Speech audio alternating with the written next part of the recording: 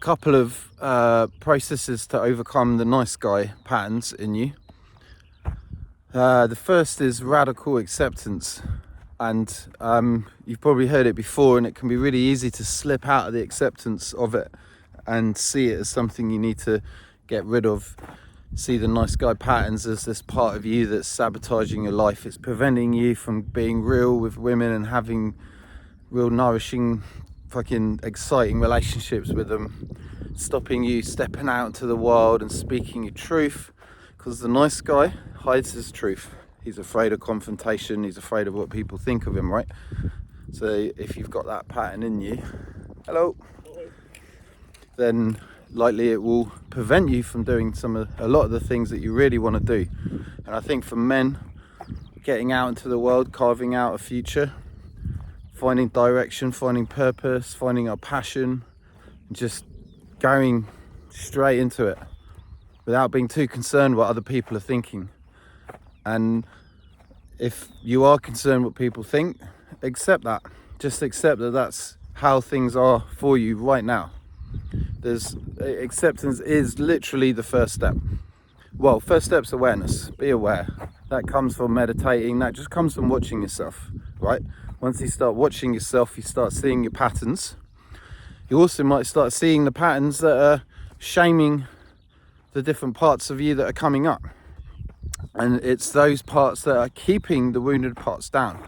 So if you people please, if you hold back your anger, you fear confrontation, all of these behavior traits, if you don't like that you have them, then you'll try and hide them. It gets a bit messy, because those parts need seeing, they need accepting, they need love, essentially. When you were younger and you had to be nice, and you had to hide your anger, you had to hide your aggression, you had to hide your authenticity in order to maintain some sense of safety. You learned that these important parts of you, the angry part, the big part, you know, the superhero, those loud, you know, maybe you raised your voice too much. Maybe you raised your voice too much at home or in the restaurant, and that got punished out of you, and then you hid that part, and now you hold back your truth. You don't speak your truth out. That's, that happens to almost all of us. Don't think just because I talk on camera seemingly confident, I mean, I do feel confident now as I do these videos. Don't think that what I talk about hasn't affected me in any way. It took me like 2 years. Well, I had the first time I thought to start YouTube videos was like 7, 8, 9 years ago. And here I am now, all those years ago. I feel confident with my voice. I mean, in that 7, 8 years, I wasn't really working on getting my voice out. Not enough. I mean, I would do the odd workshop where I got to shout, but it wasn't really enough. Really, what you want to be doing is getting your voice out in order to trigger the parts of you that come up that tell you shouldn't be loud, you shouldn't raise your voice. And then you work with those parts, and you work with them by accepting them. Essentially, accepting them is a form of loving them, so they don't feel bad in some way. And then you can work with the parts that are loud, the parts that are a bit brash. Maybe there's a part in you that doesn't really give a shit what people think. Maybe you need a bit of that. If you're a nice guy, you'll think that that's bad. You need to care what other people think. You need to be good. Fucking yeah, we do. But there's times where you need to not give a shit. And that allows you to get your truth out. If you're holding back your truth, you're not going to enjoy life so much. It's an expression of stress within the nervous system. I don't have my microphone. I hope the audio is good enough right now. So yeah, you want to get that side out. You want to accept it. I had an incident. I would call it an incident. I had a moment on Friday. It's Monday now, so on Friday I was working on the door of a nightclub, just selling tickets, and it was the first paid job I'd had in about 9-10 years, and I got really anxious on my way there. And it was an anxiety that I used to have at work when I was an member of, when I was working for a company. And I used to have that anxiety a lot because I feared that I would mess up, I wouldn't do a good job, and I'd disappoint my manager and my team, and I'd feel like a failure, and I had all the shame, and it was horrible. but I hadn't experienced those emotions, that anxiety for 8-9 years, because I've been working for myself all this time. And then I just took this evening job. I thought it would be fine. I thought it could do with a bit of extra cash. And it's the most basic job ever. You're just literally scanning tickets. But I had this anxious part of me come up that feared messing it up and getting it wrong and disappointing, letting the guy down who I was working for. Now, once the anxiety came up, the stories came up with it. The stories in the head, they were telling me, oh, you're 43, you shouldn't be anxious like this, it's the most basic job ever, what are you doing? You help guys with anxiety, and you got anxiety around such a simple, like, basic job.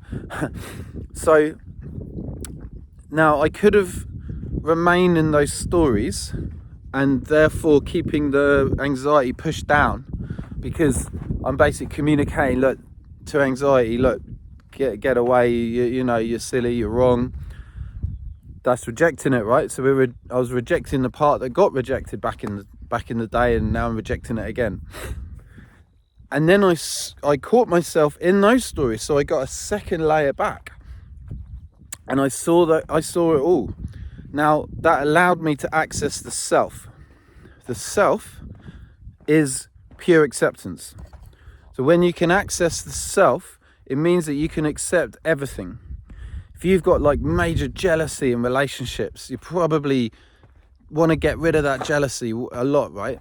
But when you can access the self, you can actually accept and love the fact that you're jealous. Until you can accept it, you're not in the self, you're just playing out another wounded part. The only time you can really get to a non-wounded part is when you're in full acceptance. So there's a lot of guys who think that they're fully healed, but they're just playing out another part that's a bit prideful and like, yeah, I've got life sorted now, I'm okay. But in reality, it's just another part trying to look after themselves. I digressed a little bit there. So yeah, as soon as I saw that, I sat back into the self, and I just allowed the anxiety to exist in me to start with. And then all this energy started like brewing up in my neck, and I started yawning. I was like, I needed to like really stretch my mouth out. I just, my eyes were watering, and I was on the train. I was just letting all this happen. The anxious part felt like a little boy who was scared, and I actually felt love for it. I can feel it now as I talk about it. It was a nice experience. I let the little boy in me know that I'm not a little boy anymore, I'm an adult. When we go through painful moments as a child, our psyche kind of gets ruptured in two, and then it remains in the past. And then these wounded parts that are playing out in us as adults think that there are parts of us that actually think we're still kids. So of course we're going to look out for approval from other people and seek validation and avoid conflict, because we think we're still a kid and we can't handle it. The self can handle everything, because the self is full acceptance. So if from the self I could just love that part, and I let him know, look, it's okay, you're not a kid anymore, you've got this, or we've got this, I'm an adult now, I can look after you, I'm grounded, I'm a man. And then it just settled down. Now at some point throughout that process, once I'd released that energy, I felt a drop down into my body. And that was like the key, was when I felt that it was released, I was like, boom, down in my body. I was more grounded, I was more embodied. And from this place, I'm more able to do a lot more. I didn't go to that job feeling any anxiety, because I knew that I had it. You know, it was just the anxiety needed acceptance and love in order for it to be released. And that's what happened. So yeah, it was a really beautiful way of beautiful kind of experience for me, and one I wanted to share with you guys, because I thought it could really help. So yeah, being aware. There was another part. There's two parts, wasn't there? But I think so. The first part is accepting, and then the second part is learning how to release and to work with the parts. As in, so second part of the video is working with the parts in us that are wounded, that are afraid, that need support, that need love. And then we become a more integrated man that way. If you're a nice guy, you want to start stepping over into the bad boy a little bit. Now, it's very counterintuitive, I know, and I'm not suggesting becoming a bad boy or being like a red pill guy, because they have their own shit going on for them. But if you are a nice guy, it's gonna help you to start stepping into being more of a louder, brasher man who doesn't really give a shit what people thinks, because it's going to allow you to integrate the positives from the bad boy. So the negatives from the bad boy, the aspects of the bad boy you don't want, he's very closed heart, he's kind of emotionless, he's not afraid, he's afraid to admit fault. Okay, he thinks the world's a dangerous place, which is he has to act bad in order to protect himself. There's a lot of negative attributes to the bad boy that you don't want. So you don't want that. But what are the positive traits of the bad boy? Well, he doesn't care so much what people think. I mean, he does deep down, but he is able to speak his truth a lot more. That's a huge benefit for a nice guy, right? To be able to, come on Lola, to be able to speak his truth. Give me a sec. Yeah, you want that. The bad boy isn't afraid of being seen, right? He's shows off a bit. He lets people see him. If he walks into a bar, he might let people know he's there, and he's got good boundaries. He will stick up for himself. He won't let people fuck with him, fuck around with him. It's a very important trait to have. I recommend looking into that and starting to develop it. And you do that by accepting the bad boy. Because if you're a nice guy, you probably got told a lot that you're a bad boy, and that didn't feel good, so you hid him. But you need him. You need the bad boy as much as you need the nice guy to kind of work together, to together climb up to get to the authentic man. The authentic man is on the triangle. You've got the nice guy on one side at the bottom, and you've got the bad boy on the other side. They're both an expression of fear. They're the fight or flight response, right? Fight is the bad boy, flight is the nice guy. The nice guy is flight. He escapes. He avoids conflict. He runs away from pressure. He doesn't have a lot of courage, right? Now the bad boy, he's got more courage than the nice guy, because he goes into things, but done in a way that's from quite an angry way, right? So it's not a healthy expression. It's an expression of anger. I don't care what people think about me, when in deep down he does. Those kind of things. So we want to, like you're saying, we don't want to be the bad boy, but we do want to play around with being the bad boy. So you can do that in meditation. You can do that in workshop settings. If you've got any workshops near you, hopefully, that offer that kind of work. If you live in the UK, I run them in Brighton now. A couple of times a month we get together and we access the warrior. We work with our anger. We do breath work. We get our voices out. You get seen amongst the men, but we're supported as well, and it's so important, guys. I promise you, I don't want to try and talk you into it. I fell into my kind of like trying to get you to come to my workshops. You come if you want, and there's plenty of other coaches out there that offer the similar sort of work. But if you're just working your 9-to-5 job, or even if you're not in a 9-to-5 job, and you're not getting your voice out, you're not getting loud, you're not getting seen, then you're probably shrinking yourself and turning yourself into more of a nice guy. The authentic man doesn't give a shit what other people think, right? The nice guy gives a shit what people think. The bad boy kind of does. That's why he puts up a persona of not caring. But in reality, he's got a wounded little boy that does care. So he's carrying that. And the bad boy is just a way of trying to communicate to people he doesn't care, when in fact he does.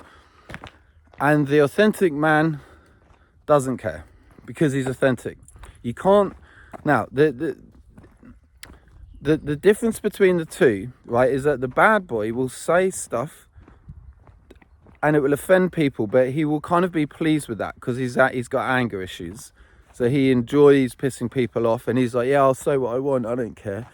But it's kind of done in an angry way. It's like a fuck you to the world. So again, it's an expression of stress and fear. It's not a healthy place to be. Then you've got the authentic man that sits at the top of the pyramid. The authentic man doesn't want to offend people. Think about that. He doesn't want to hurt people. He's real. Why would he? But he's not going to hold his truth back. If his truth is going to offend people, then he'll still speak his truth because he's authentic. That is an expression of health.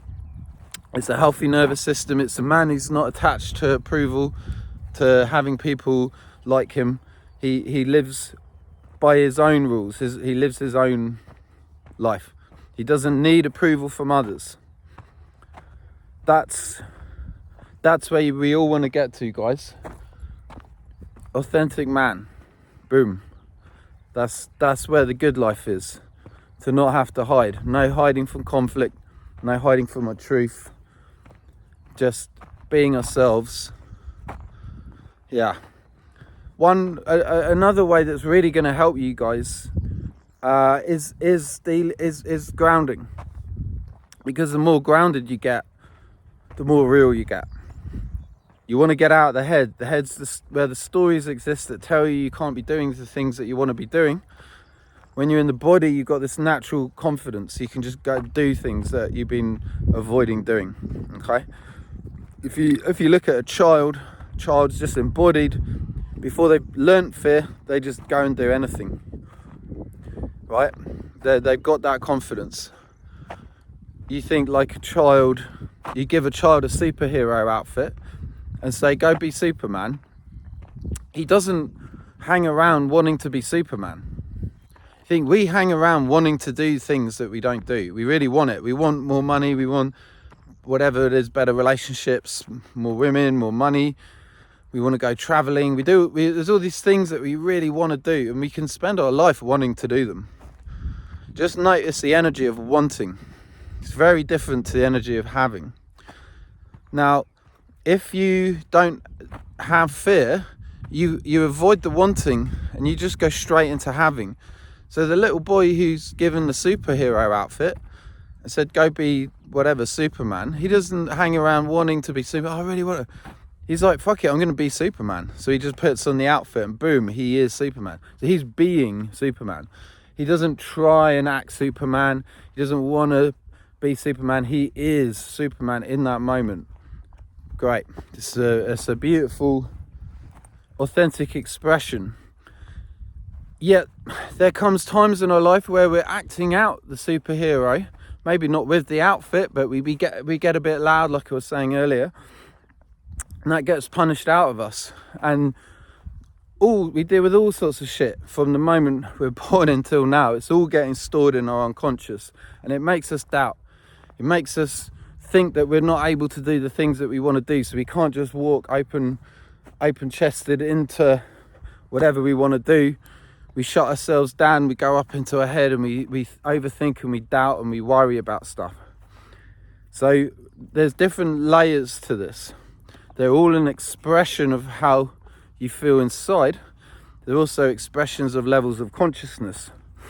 So down at the bottom, we're avoiding something. Say there's something you kind of want to do, but you're just avoiding it. That's apathy. That's right, a very low level of consciousness, right? Avoidance of something. And then we can go up into fear. So we fear something. There's a little bit moving forward now in fear. Then there's the wanting. Notice that the wanting is quite a good feeling compared to fearing it, because in wanting it, we're like, oh, I want this now. That feels better than fearing it. But wanting has its roots in fear. because, like I was saying with the child analogy, we wouldn't want something we could have. So there's still a belief we can't have it if we're wanting it, right? And then coming up from want, there's like anger and pride, so we can like get a bit pissed off, which is great. It helps us move forward a bit. Pride, there might be stories about how we're better than everyone else at this. So people who think they're better than everyone else, we all know the truth. It's not, that isn't the case. I've had a lot of pride. I've noticed a lot of pride come up in my videos, where I'm telling guys, I'm talking about things, and I kind of have this sense of pride that I don't have some of these issues anymore, and then I remember that I do. That was coming from my pride, right? And then once we're above pride, we're into the higher levels of consciousness, like courage and acceptance. Now that's where the tension gets reduced. We're free to speak our truth, to go after our dreams, to go after the women that we want to pursue, you know, that we want to have relationships with. We're not hiding back. We're not so ego identified now. It's less me, more we. And that comes across in the work that we do in our relationships and everything. This is the path to self-mastery. It's the path to authenticity. It's the path to confidence. Most men, we're getting weaker and weaker. We're not speaking our truth. Almost all men having unhealthy relationships with women. We're either afraid of them or we're angry at them. It's you know, it's a big one there. I'm gonna eventually be coaching in that area, but I've still got a bit of work to do myself. But yeah, connection can only happen through the body. I've been holding back talking about connection because I know not all men care about connection, but that's gonna change for me now, because connection's everything. And if you fear if the idea of learning how to connect is like weird, strange, or deserving of kind of your judgment, then that's totally cool. But I want to be more authentic in my videos and talk about the things that mean a lot to me, and that means talking about how to connect. And I don't mean that in a soppy way. I mean being a fucking grounded, solid man who's not afraid to feel his heart and to feel love, because that can be the only expression of a healthy man, is solid backbone, open heart. Most men are either open heart, so they feel love but there's no backbone, so they have no boundaries, or there's guys that are all spine and no heart, so they're good with their boundaries like the bad boy, but they're closed heart because they got trauma down the front of their body. David Dida from Way of the Superior Man talks about this. The third stage is the unity of heart and spine. Man who's got his backbone solid, he's got his heart open, and he takes that energy, Lola, come on, he takes that energy out into the world and he creates his dream life. I hope you guys can do that too. Come along on the journey with me. Subscribe for more, put your comments down below, and I will reply to all of you. Thanks, brothers.